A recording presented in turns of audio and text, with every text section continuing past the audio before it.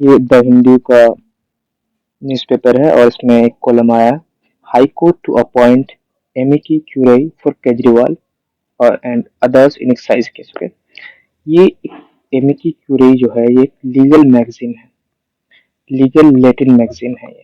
इसका मतलब होता है friend of the court. Actually में ये प्लूरल फॉर्म है, सिंगुलर फॉर्म होता है एमिकस क्यूरेई।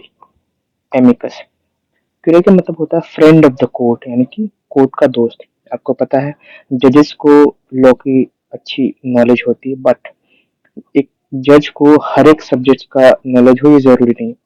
तो किसी मैटर में, फॉर एग्जांपल मेडिकल का केस आया, तो मेडिकल के केस में बेटर नॉलेज कौन रखता है? डॉक्टर्स और उसके एक्सपर्ट। तो अगर जज को एक्सपर्ट की ओपिनियन लेना है या किसी मामले में असिस्ट लेना है, तो वो क्या करती है, उस फील्ड के पर्टिकुलर फील्ड के जो एक्सपर्ट होता है उसको अपॉइंट करती है ताकि जस्टिस को फोस्टर किया जा सके। ठीक।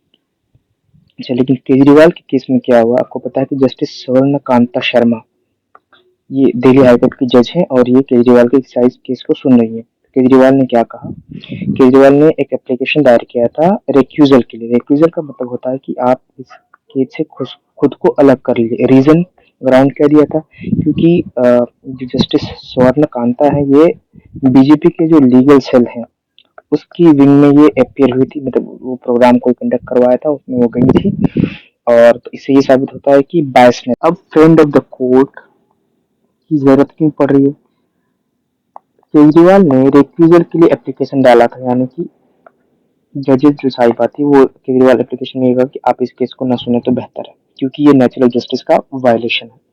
लेकिन जो स्वर्ण कांता जी थी वो रिफ्यूज कर दी, मना कर दी कि नहीं मैं रहूंगी। ठीक है। तो उसके बाद फिर केजरीवाल जी ने क्या किया, एक लेटर में लिखा कि हम अपियर नहीं होंगे कोर्ट के सामने, क्योंकि वो खुद को रिक्यूज करने से मना कर दी थी।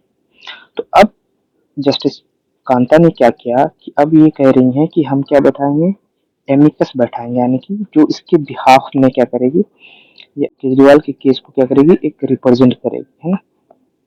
ये मामला है सारा। अच्छा, कोड ऑफ